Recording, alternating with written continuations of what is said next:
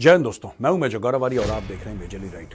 दोस्तों, आज एक ऐसे टॉपिक के ऊपर मैं बात करना चाहता हूं और करने वाला हूं जिससे कि हो सकता है कई आप में से लोग अग्री ना करें। आप बोले नहीं मेजर साहब, आप गलत बोल रहे हैं।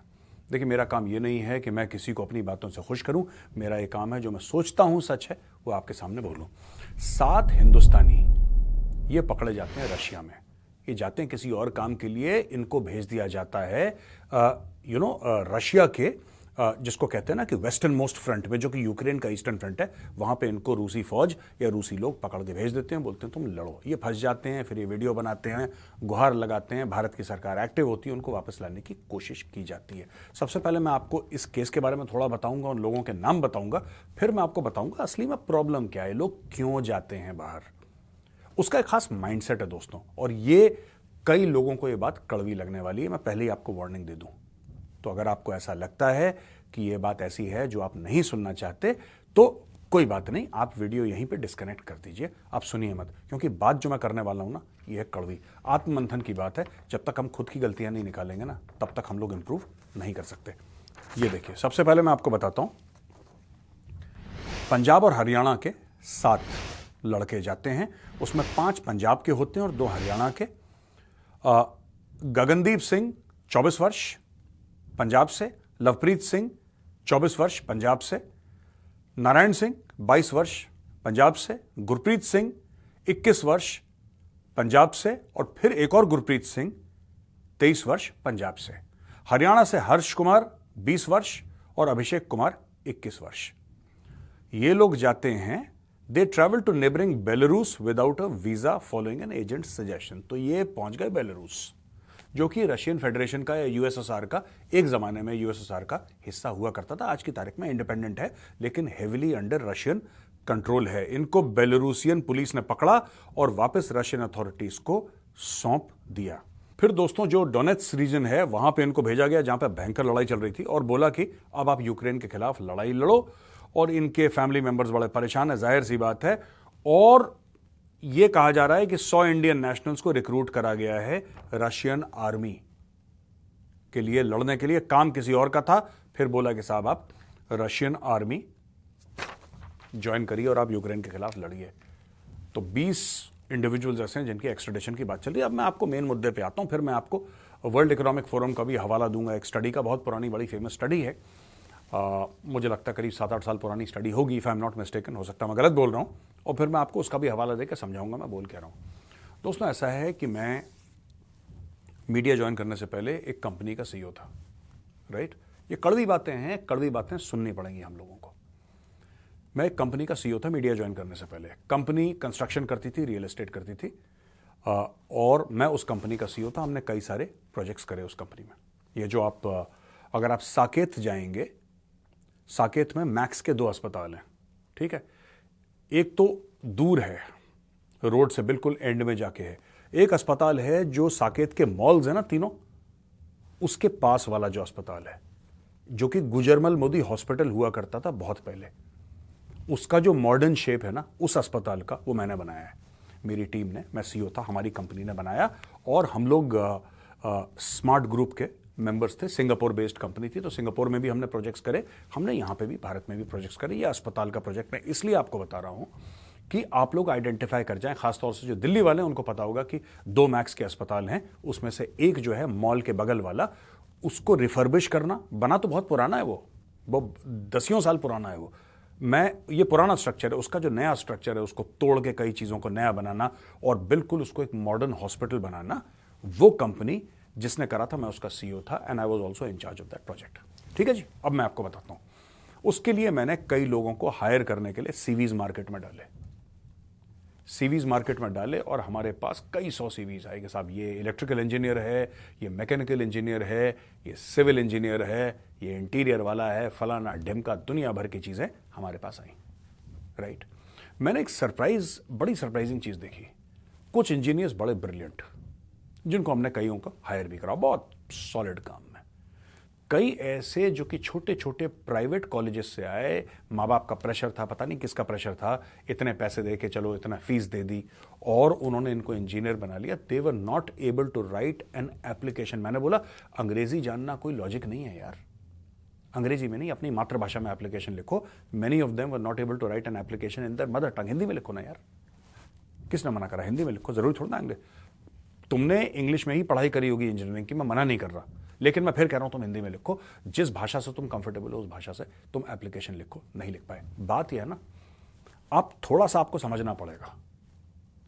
ये जो लोग बाहर जाते हैं ढूंढने के लिए, बाहर जाके जो बाहर जाते हैं ये डंकी मार के, ठीक है, इलीगल तरीके से बाहर जाते हैं या किसी ब्रोकर के थ्रू जाते हैं, मैं उनकी बात नहीं कर रहा। जो आईटी प्रोफेशनल्स हैं, जो हाईली क्वालिफाइड हैं, एनआईटी के पढ़े हुए, आईआईटी के पढ़े हुए, जो बाहर जाते हैं, मैं उनकी बात नहीं कर रहा। आई एम टॉकिंग अबाउट जो इलीगली जाते हैं, या जिनका ये है कि किसी तरीके से फॉरेन पहुंच जाए, किसी गोरे देश पहुंच जाए, कुछ ऐसा हो जाए तो वहां पे इनको लगता है कि दूध और शहद की नदियां बहती हैं और ऐसे डालेंगे तो यूं डर। ऐसे नहीं होता, ऐसे कहीं नहीं होता। ये बहुत बड़ी गलतफहमी है, बहुत बड़ा झूठ है। उनसे पूछो इंडियंस को जो कि कनाडा गए हैं, उनकी वाट लगी हुई है। जो क्वालिफाइड नहीं है, जिसके पास जॉब नहीं है, वहां पे आपका the cost of living is so high. और अगर आप उतना ना करें, उतनी ना कमाई करें, यूके में ऐसे लोग हैं आज की तारीख में इंडियंस जो डंकी मार के गए, फ्लाईओवर के नीचे सोते हैं स्लीपिंग बैग में। लंदन की बात कर रहा हूं मैं किसी गांव देहात की बात नहीं कर रहा। वहां पे ऐसे लोग हैं, दे स्लीप रफ, जिसको कहते हैं, they sleep out in the open. और वहां पे बड़े बिटर और क्रूअल विंटर्स होते हैं, सोते हैं लोग। लेकिन ये कहना चाहिए कि अपना ना एक साड़ा मुंडा जो है यूके में, एक ब्रैगिंग राइट हो जाती है कि अपना मुंडा यूके में। That is the ultimate thing.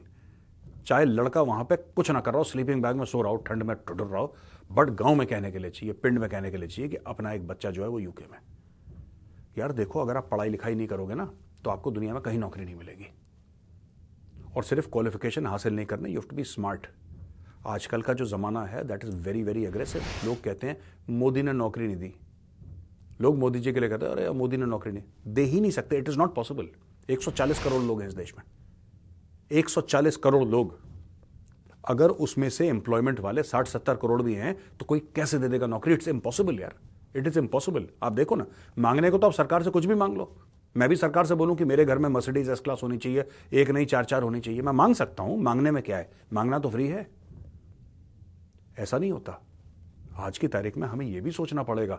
हम लोग बड़े प्राउड हैं, we are very proud that कि इस कंपनी का सीईओ इंडियन है, इस कंपनी का सीईओ इंडियन है, ये सीईओ इंडियन है, गूगल का है, माइक्रोसॉफ्ट का, फलाना ढिम का। ये सब अच्छी बात है, इट्स वेरी गुड, होना भी चाहिए and we should be extremely proud. Achievement है यार, छोटी बात है, बड़ी बात है। लेकिन कभी आपने सोचा है कि किसी इंडियन ने ट्विटर बनाया क्यों नहीं? किसी इंडियन ने फेसबुक बनाया क्यों नहीं? किसी इंडियन ने यूट्यूब बनाया क्यों नहीं? क्योंकि जितने भी हाई फ्लाइंग लोग हैं जिनके हम नाम लेते हैं ना आईटी कंपनीज के, ये आखिर जॉब ही तो कर रहे हैं।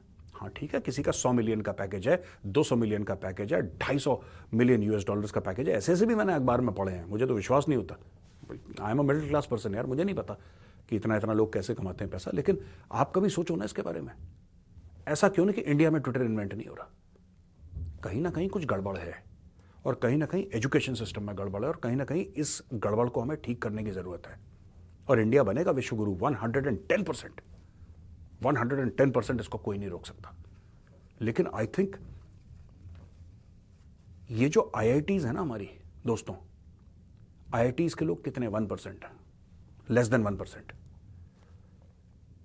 अगर आप 100 इंजीनियर्स लेते हैं इंडिया में तो उसमें से 100 में से एक होगा आईआईटी का, 2-3 एनआईटी के ले लो, बाकी 95 क्या कर रहे हैं? ये देखो ना यार। तो यही मैं कह रहा हूं। एक और है, मैं आपको रिपोर्ट एक कोट करना चाहता हूं, आप समझिएगा कितनी खतरनाक चीज है और हम किस खतरे में फंसे हुए हैं अभी।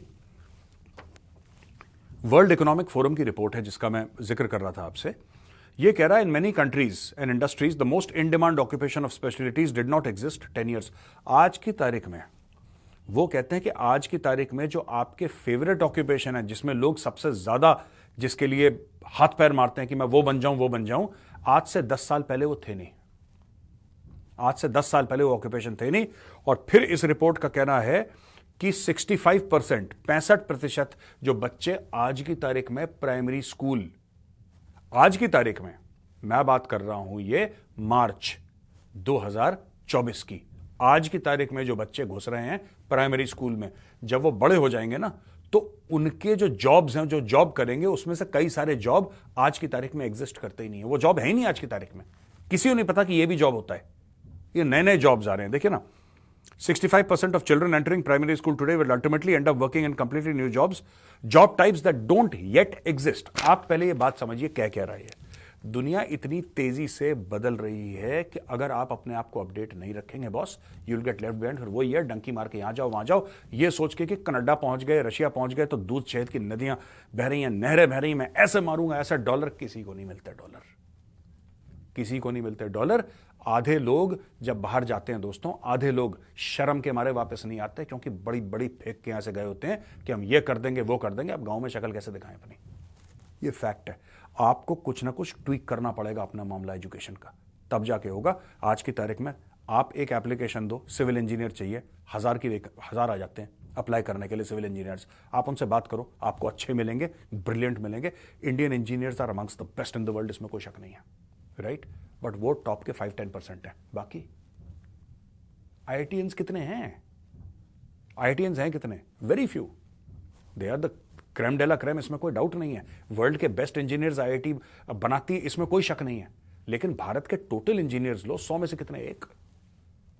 तो ये देखने वाली बात है। जब तक आप अपने आप को अपग्रेड नहीं करोगे, यही डंकियां मार के लोग फिर बोलेंगे हम पकड़े गए बेलारूस में, वापस हमें रूस फेंक दिया, रूस वालों ने बोला कि तुम जाके लड़ो यूक्रेनियन आर्मी से। मेहनत तो हर जगह करनी पड़ेगी बॉस। आप डंकी मार के कनाडा पहुंच सकते हो, काम तो वहां पे भी करना पड़ेगा।